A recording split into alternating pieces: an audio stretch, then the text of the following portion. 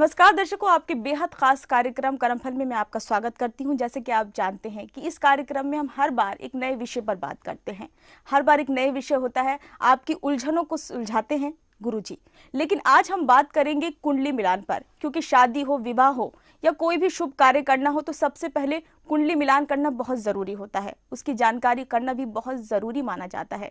इन्हीं सारे सवालों का जवाब लेकर आज हमारे स्टूडियो में मौजूद हैं हमारे साथ शिव गुरुजी गोवर्धन वाले। आइए उनका स्वागत करते हैं और फिर बातचीत करते हैं आगे कुंडली मिलान पर।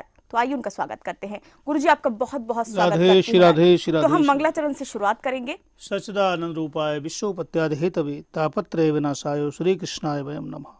सच्चित आनंद की प्राप्ति कराने वाले राधा माधव के चरणों में कोटि कोटि चरण वंदना करते हुए, माता पिता गुरुजनों का आशीर्वाद प्राप्त करते हुए और आप सभी दर्शकों के हृदय में विराजमान राधा माधव की छवि को प्रणाम करते हुए मैं बताना चाहूँगा कि जब हम शादी विवाह की बात करते हैं तो सबसे पहले कुंडली मिलान कितना ज़रूरी है, कितना आवश्यक है, उसी विषय पर मैं आपको आज चर्चा में हूँ। कुंडली मिलान के लिए केवल गुणों का मिलना ही जरूरी नहीं है दर्शकों।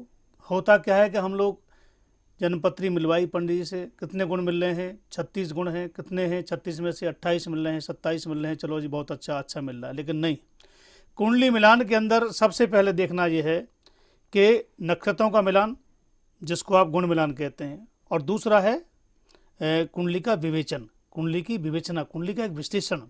कुंडली में कौन सा ग्रह शुभ ग्रह है, यानी कि शादी होने के बाद ये संबंध कैसा रहेगा, आगे कैसा चलेगा, जीवन में कोई संकट परेशानी तो नहीं आएगी किसी भी क्षेत्र से।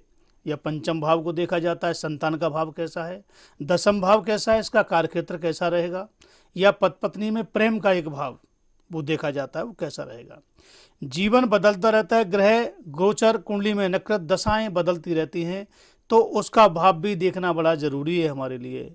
ये जरूरी नहीं कि कुंडली में जो गुण देखे, कुंडली मिलान किया, दोनों की राशि डेट ऑफ बर्थ टाइम मिलाया, भैया ऐसा 27 गुण मिलने, बहुत बढ़िया मिल रही है, बहुत अच्छी पत्री है। लेकिन नहीं, उसमें भाव देखा जाता है सप्तम भाव, उसमें देखा जाता है अष्टम भाव। ऐसा तो नहीं कहीं जो सप्तम भाव का स्वामी षष्टम में, सप्तम में या द्वादश भाव में पड़ा हो, कहीं षष्टम घर का जो स्वामी है यानी कि शुक्र कहीं पीड़ित तो नहीं है, या कहीं रिवर्सेबल तो नहीं है, उसका जो प्रभाव है जो सुख देने वाला है, जो संतति देने वाला है, कहीं वो पीड़ित तो नहीं है। ऐसा अगर देखते हैं तो आपकी कुंडली की विवेचना पूर्ण रूप से तैयार हो जाती है। क्योंकि कई बार ऐसा देखा गया है कि हम कुंडली मिलान कर लेते हैं, अच्छे गुण मिले, सारी चीज़ें हुई, लेकिन कहीं ना कहीं हमको परेशानी पैदा हुई, शादी के बाद आपस में विवाद शुरू हो गया या संतान उत्पत्ति में पीड़ा हो गई।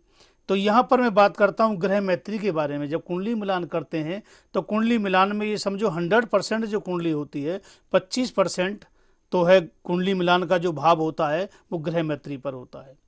ऐसा तो नहीं ग्रह मैत्री एक दूसरे से सशाष्टक हो, यानी कि 6-8 में पड़े हों या 2-12 में पड़े हों। एक दूसरे की राशि को जब हम काउंटिंग करते हैं तो 2-12 नहीं होनी चाहिए, 6-8 नहीं होनी चाहिए।